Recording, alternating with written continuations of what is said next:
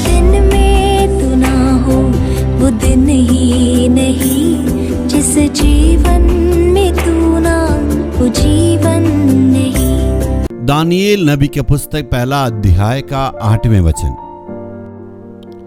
परंतु दानियेल ने अपने मन में ठान लिया कि वह राजा का भोजन खाकर और उसके पीने का दाख मधु पीकर अपवित्र ना होए। इसलिए उसने खोजक प्रधान से विनती की कि उसे अपवित्र ना होना पड़े।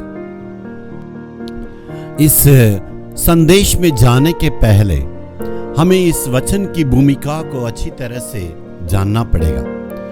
बाबुल के राजा नेबूकदनेस्सर ने इस यरूशलेम को पकड़ने के लिए आया और पूरा सत्यानाश किया, पूरे देश को तितर बितर किया, उथल पुथल हुआ, सारे लोगों को उन्होंने सत्यानाश किया, तलवार में मार डाला।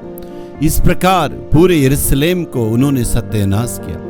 लेकिन ये घटना होने के पहले 100 साल के पहले ही परमेश्वर ने अपने भविष्यवक्ताओं के द्वारा राजाओं को, वहां के इस्राएलियों को चेतावनी दी है, तुम पाप करेगा तो मैं जरूर तुम्हें दंड दूंगा, इस प्रकार तुम्हें पाप नहीं करना। बार बार परमेश्वर अपने सेवकों को भेजा और चेतावनी दी, लेकिन लोगों ने परमेश्वर की बातों पर ध्यान नहीं दिया और परमेश्वर के विरोध हमेशा कार्य करते रहे। इसलिए एक वक्त आया, नेबूकदनेस्सर ने वहां यरूशलेम पर चढ़ाई किया और पूरे यरूशलेम को बंदी बना के ले गए। यरूशलेम शहर को सत्यानाश किया गया और परमेश्वर के कहा हुआ वचन के अनुसार ऐसे ही हुआ। इसी घटना के तहत दानियेल को वहां बंदी के रूप में और उनके दोस्तों को भी बंदी के रूप में लाए और परमेश्वर का ये बहुत बड़ा योजना था, दानियेल को उस देश में लाया जाए और दानियेल के द्वारा उस देश में परमेश्वर बड़े बड़े कार्य करे। जी हाँ, परमेश्वर की एक बहुत बड़ा योजना थी। उस योजना के तहत दानियेल को लाए। दानियेल बंदी के रूप में नहीं, दानियेल को गुलाम के रूप में नहीं लाए। परमेश्वर ने बहुत बड़ा एक योजना बना के दानियेल को बाबुल देश में लाया और प्रभु ने अपने राज्य के काम के लिए उसको रखा है। परमेश्वर अपने काम करने के पहले अपने काम को किसके द्वारा कराना चाहते हैं उस व्यक्ति पर परमेश्वर ध्यान देता है।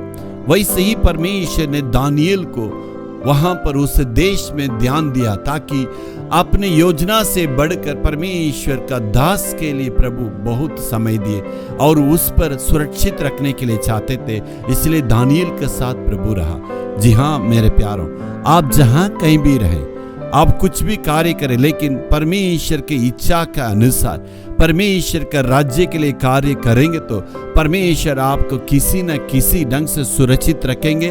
आपके द्वारा परमेश्वर अपने कार्य को जरूर पूरा करेंगे, आप सफलता को जरूर पाएंगे। Hallelujah, hallelujah.